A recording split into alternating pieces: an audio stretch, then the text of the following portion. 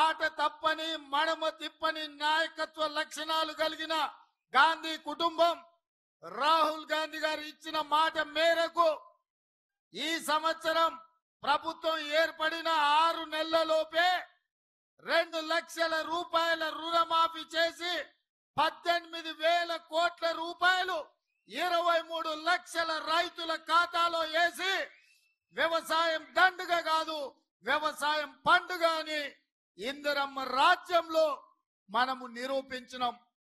ఇది కాంగ్రెస్ పార్టీ నిబద్ధత.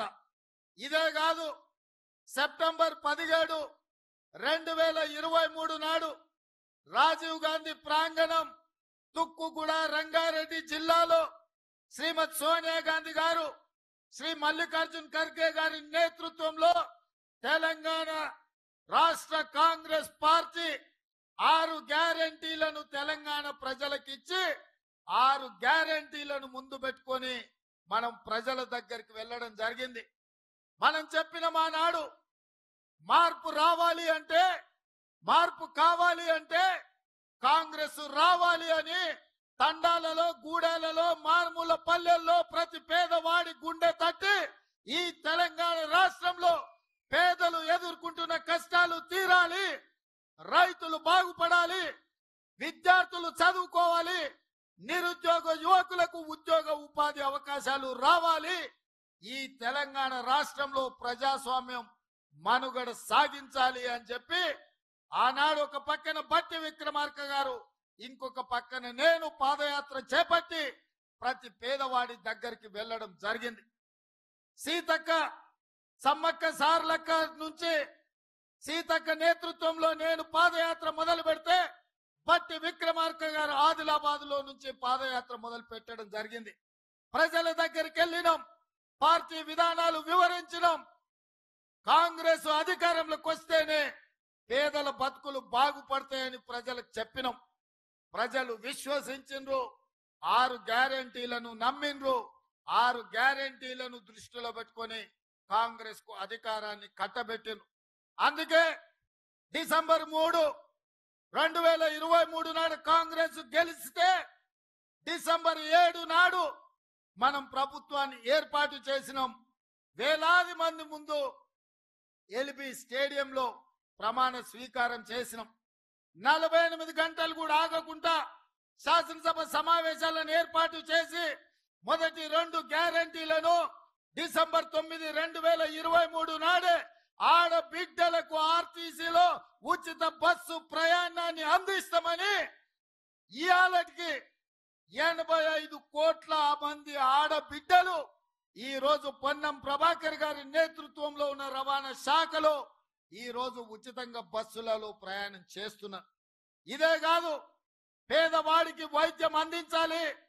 సర్కారు దవాఖానకు పోతే మళ్ళీ వస్తాడో రాడో అనే అనుమానం ఉన్న రోజుల్లో యూపీఏ 1 శ్రీ వైఎస్ రాజశేఖర రెడ్డి గారి నేతృత్వంలో రాజీవ్ ఆరోగ్యశ్రీ 2 లక్షల రూపాయలు ఉచిత వైద్యాన్ని పేదలకు అందించాలని ఆనాడు రాజీవ్ ఆరోగ్యశ్రీ పథకాన్ని మొదలు పెడితే చంద్రశేఖరరావు వచ్చిన తర్వాత కాంగ్రెస్ పార్టీకి పేరు వస్తుంది, రాజీవ్ గాంధీ పేరును పేదలు తలుచుకుంటారని కుట్రతోని రాజీవ్ ఆరోగ్యశ్రీని నీరు గార్చడం జరిగింది.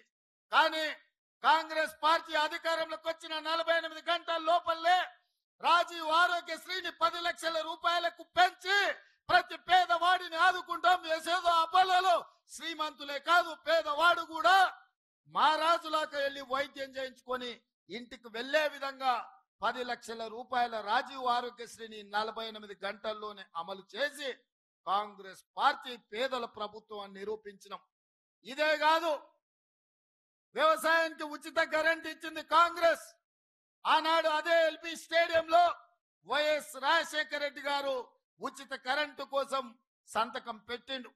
ఆ స్ఫూర్తితో వ్యవసాయానికే కాదు, పేదవాళ్ళ ఇళ్లలో కాంతులు వెలగాలి, వాళ్ళ కళ్ళల్లో ఆనందం ఉండాలి అని ప్రతి పేదవాడి ఇంటికి ఉచిత కరెంటునిచ్చి 200 యూనిట్లు ఈనాడు లక్షలాది కుటుంబాలకు వాళ్ళ ఇళ్లలో ఉచితంగా కరెంట్ ఇచ్చినాం. ఇదే కాదు, మా ఆడబిడ్డలు కట్టెల పొయ్యితోని కష్టపడుతుంటే కన్నీళ్లతో కట్టెలపై పొగ ఊపిరితిత్తులకు పోయి క్యాన్సర్ వచ్చి చచ్చిపోతుంటే సోనియమ్మ ఆడబిడ్డల్ని ఆదుకోవడానికి ఆనాడు దీపం పథకం ద్వారా సిలిండర్ గ్యాస్ పొయ్యి పేదలకు అందించింది. 400 రూపాయలకి ఆనాడు సిలిండర్ ఇచ్చింది.